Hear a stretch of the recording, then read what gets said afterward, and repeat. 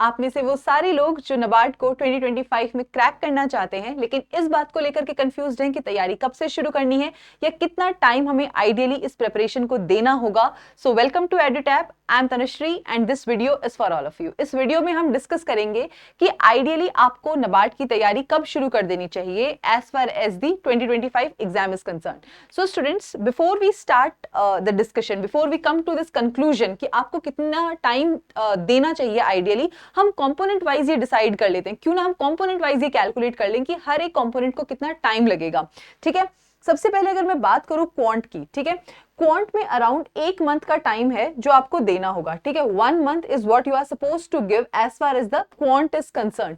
Now on what basis I have calculated it? One, I have assume that you are somebody who is preparing from scratch. ठीक है, if you are preparing from scratch then you are required to cover the concepts and also you have to do a lot of practice as well. ठीक है, बिना practice के तो आप quant solve ही नहीं कर पाएंगे। तो पहली चीज आपको कॉन्सेप्ट समझने हैं, दूसरी चीज आपको प्रैक्टिस करनी है। इन दोनों चीजों को अगर आपको एक बेहतरीन लेवल पे करना है तो इसके लिए एटलीस्ट 1 मंथ क्वांट जरूर ले लेगा। ठीक है, उसके बाद आती है reasoning. Similarly reasoning will also take 1 month.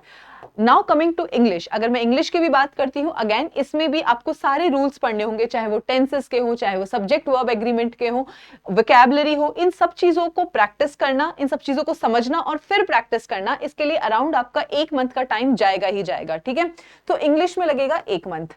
उसके बाद में आता है एआरडी। आप में से बहुत से स्टूडेंट्स जो हैं वो एग्रीकल्चर बैकग्राउंड से नहीं है, तो एआरडी के अंदर उन्हें 2 काम करने होंगे। सबसे पहली चीज होगी कॉन्सेप्ट्स को समझना और कॉन्सेप्ट्स को लर्न करना। ठीक है, देखिए ऑल्दो पेपर के अंदर बहुत ज्यादा मुश्किल एआरडी नहीं आती है। ठीक है, कोई एमएससी एग्रीकल्चर लेवल का कुछ नहीं पूछा जाता, बेसिक चीजें पूछी जाती हैं। लेकिन अगर आप एग्रीकल्चर बैकग्राउंड से नहीं है तो फिर भी आपको इस कंपोनेंट में मेहनत करनी पड़ेगी। ठीक है, वो बेसिक कॉन्सेप्ट्स भी आपको समझने पड़ेंगे, प्लस उसमें बहुत सी चीजें ऐसी हैं जो आपको लर्न भी करनी पड़ेंगी। किस टर्म का क्या मतलब होता है, कौन सी ब्रीड्स ड्रॉट पर्पस हैं, कौन सी ब्रीड्स मिल्च पर्पस हैं, ये सारी चीजें आपको पता होनी होती है, ये सारी चीजें आपको लर्न करनी होती है। तो कॉन्सेप्ट्स को समझना, उनको लर्न करना, एक काम तो ये हो गया।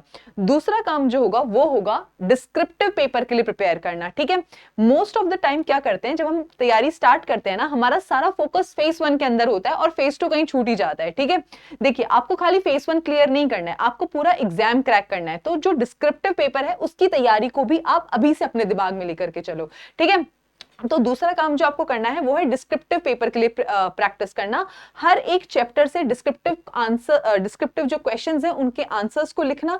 ठीक है, उसके फॉर्डर मटेरियल को प्रिपेयर करना, ये काम होगा जो आपको अभी से स्टार्ट करना है। ठीक है, तो एआरडी के अंदर इस हिसाब से लगभग आपका 1.5 to 2 मंथ्स का टाइम जाएगा। ठीक है, अगर आप एग्रीकल्चर बैकग्राउंड से नहीं है तो 1.5 से 2 महीने का टाइम जो है वो आपका एग्रीकल्चर में लग जाएगा। उसके बाद में आता है ईएसआई।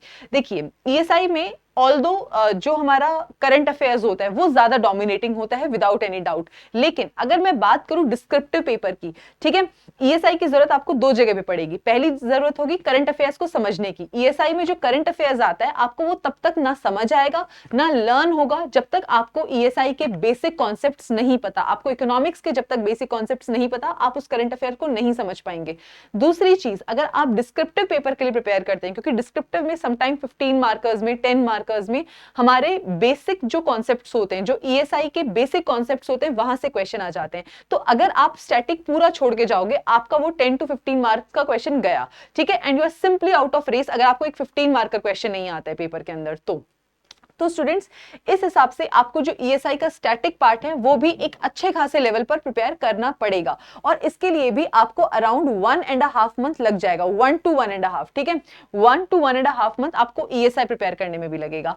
उसके बाद आते हैं करंट अफेयर्स। करंट अफेयर्स के लिए अराउंड 6 मंथ्स का करंट अफेयर्स होता है जो आपको बहुत अच्छे से प्रिपेयर करना होता है। 6 मंथ्स के करंट अफेयर्स को अगर मैं जॉल्ट डाउन करूं, ठीक है, तो अराउंड आपको 1 मंथ लग जाएगा। ठीक है, 1 मंथ में किस हिसाब से बोल रही हूं कि आप पूरा टाइम सिर्फ करंट अफेयर्स को दे रहे हैं, तो आपको 1 to 1.5 मंथ ये इतना टाइम लग जाएगा अगर आपको 6 मंथ्स के करंट अफेयर्स करने हैं तो। ठीक है, उसके बाद बात आती है डिस्क्रिप्टिव इंग्लिश। देखिए इंग्लिश के जो रूल्स हैं वो आप सब पढ़ चुके हैं ऑलरेडी इसी कंपोनेंट के अंदर। उसके बाद बात आती है कि आपको इस पार्ट में अब क्या करना है। इस पार्ट के अंदर आपको केवल टेक्निकलिटीज देखनी है। एसे को लिखने की क्या टेक्निकल चीजें होती हैं, प्रेसी को लिखने के लिए क्या टेक्निकल चीजें होती हैं, प्रेसी के अंदर टाइटल देना है या नहीं देना है, ठीक है, वर्ड लिमिट किस हिसाब से रखनी है, इंट्रो बॉडी कंक्लूजन किस हिसाब से रखना है। तो ये सारी जो चीजें होती हैं बेसिक हमारी जो technicalities of writing a good essay, writing a good precis, ये सारी चीजें सीखने के बाद इस कंपोनेंट के अंदर आपको केवल प्रैक्टिस करनी है। यहां पर ज्यादा पढ़ने वाला नहीं है, बट हाँ यहां पर प्रैक्टिस करने के लिए बहुत ज्यादा है। तो इसके लिए आई एम डिवोटिंग 15 डेज, 15 दिन के अंदर ये चीज हो सकती है।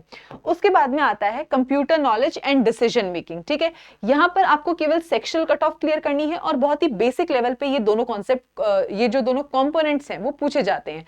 तो इनके लिए अराउंड 15 डेज का time is more than enough, ठीक है, अगर आप 15 डेज देकर इन सब्जेक्ट्स को बहुत अच्छे से प्रिपेयर कर लेते हैं, ठीक है, तो this time is more than enough.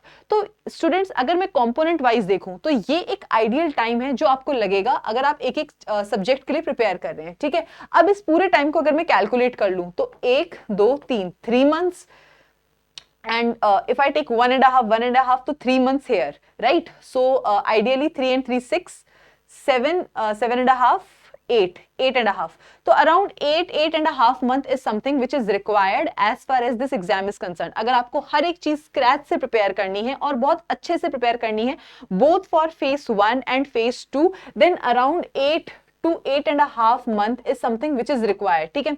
देखो अब ऑफ कोर्स इसके अंदर 15 दिन ऊपर नीचे हो सकते हैं, आपको इंग्लिश में यहाँ जरूरत नहीं पड़ रही है, आपने वो टाइम ईएसआई को दे दिया।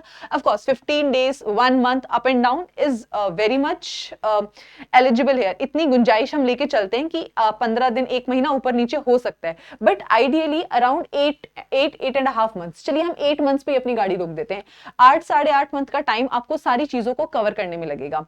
यहां पर हमने चीजों को केवल अच्छे से, बहुत अच्छे से कवर कर लिया है। अब आती है दूसरी बात, that is revision and giving the mock test which will also take around 1 month, ठीक है।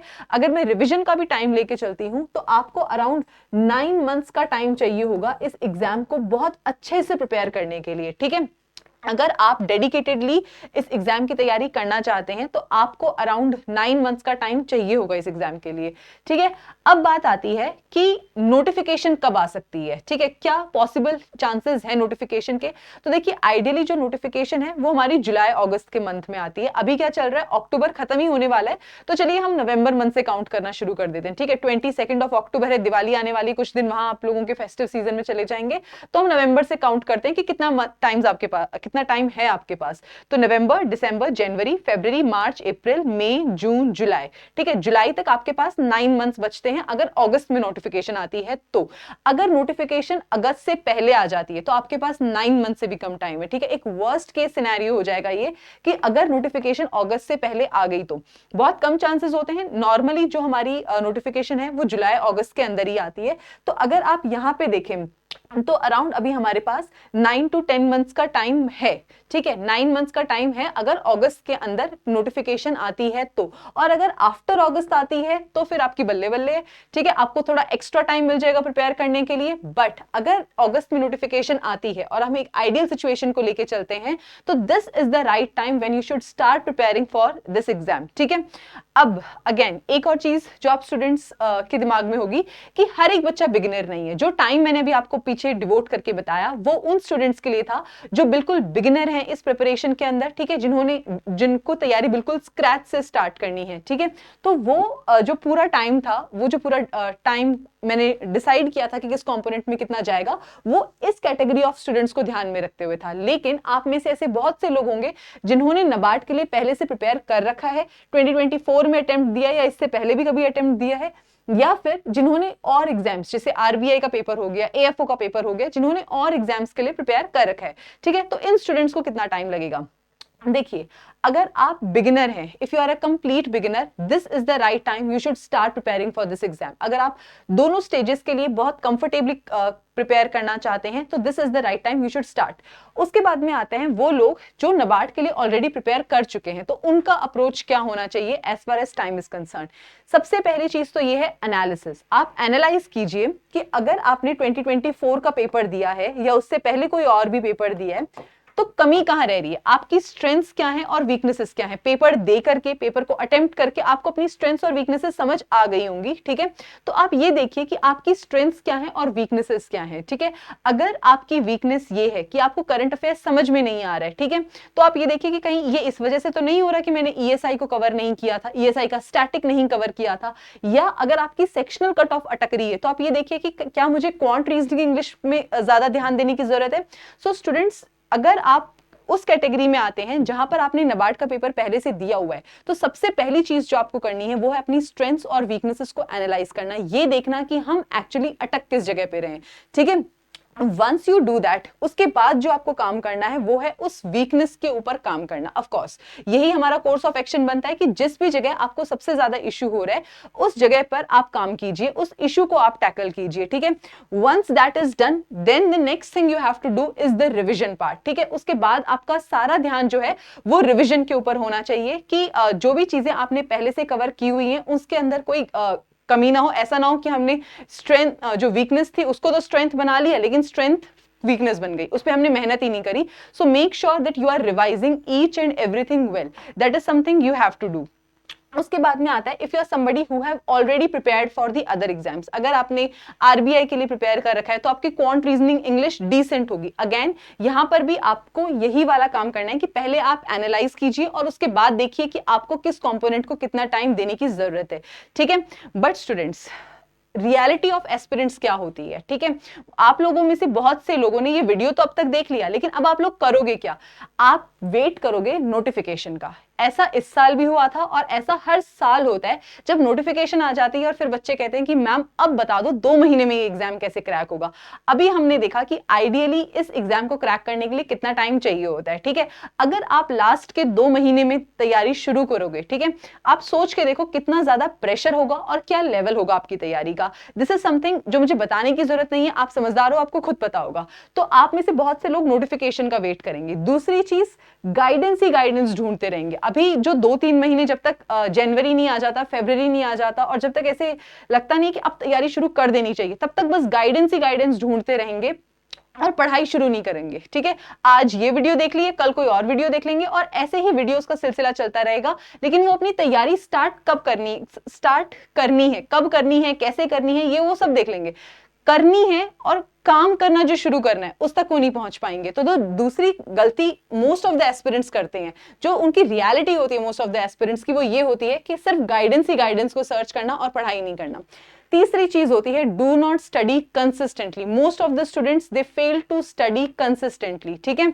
2 दिन तैयारी करेंगे फिर रह जाएगा, एक बड़ा सा टाइम टेबल बनाएंगे, 2 दिन फॉलो करेंगे, वो फिर बैक टू स्क्वायर वन, यही सिलसिला चलता रहता है। और अगर आप कंसिस्टेंसी के बिना पढ़ाई करें, आप कम पढ़ो लेकिन कंसिस्टेंटली अगर आप पढ़ रहे हो, आपका एग्जाम निकल जाएगा। लेकिन एक दिन 10 घंटे पढ़ना और फिर अगले 10 दिन कुछ ना पढ़ना, ट्रस्ट मी एकदम ब्लंडर वाली चीज है ये। तो ये चीज अगेन बहुत से स्टूडेंट्स की रियलिटी होती है कि वो कंसिस्टेंटली पढ़ाई नहीं करते, ठीक है। तो अब मेरी तरफ से टिप्स क्या हैं। पहली चीज, नोटिफिकेशन का वेट मत कीजिए। नोटिफिकेशन आएगी, वैकेंसीज भी होंगी, ठीक है। आप ये इंश्योर कीजिए कि क्या आप उस पोजीशन के लायक अपने आप को बना पाए हैं, क्या आपकी तैयारी उतनी अच्छे से हो पाई है, ठीक है। So first and the foremost thing you have to do कि आप नोटिफिकेशन का वेट मत कीजिए। दूसरी चीज, बी कंसिस्टेंट, ठीक है। कम पढ़िए, डेली 2 या 3 घंटे अगर आप पढ़ पा रहे हो इट्स ओके। आप 2-3 घंटे से ही शुरुआत कीजिए, कोई जरूरत नहीं है किसी टॉपर स्टॉक से 8 घंटे का आइडिया लेने की। 2-3 घंटे से करो, बट वो 2-3 घंटे आपके शिद्दत से होने चाहिए और वो 2-3 घंटे आपके डेली के होने चाहिए, ठीक है। उसके बाद में आता है analyse your strengths and weaknesses, ठीक है।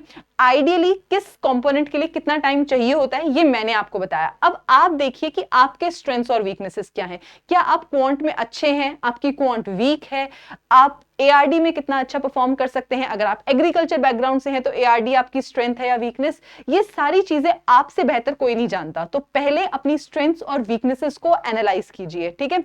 इस वीडियो के बाद टाइम टेबल मत बनाने बैठना, इस वीडियो के बाद अपना स्वॉट एनालिसिस करने बैठना, ठीक है। अपनी स्ट्रेंथ्स और वीकनेसेस को एनालाइज करना और फिर देखना कि अच्छा मैम ने हमें बताया था कि आइडियली इतना इतना टाइम चाहिए होता है, फिर अकॉर्डिंगली अपना टाइम टेबल बनाना, ठीक है।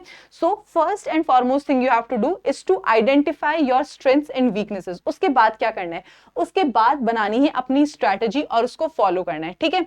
उसके बाद डिसाइड कीजिए कि आपकी स्ट्रैटेजी क्या होगी और वो आपकी पर्सनलाइज स्ट्रैटेजी होनी चाहिए।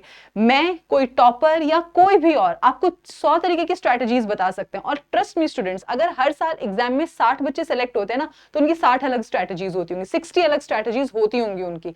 आपको अपनी स्ट्रैटेजी बनानी है और उसको फॉलो करना है, ठीक है। So this is what you have to do as far as preparing for NABARD 2025 exam is concern, ठीक है। स्टूडेंट्स, अगर आपको कोई भी पीडीएफ चाहिए या आपको फ्री स्टडी मटेरियल चाहिए, please join our Telegram channel. उसके बाद में for more such useful videos you can subscribe to our YouTube channel also. And with this, I take a leave from you and I wish you all the very best for your upcoming exams.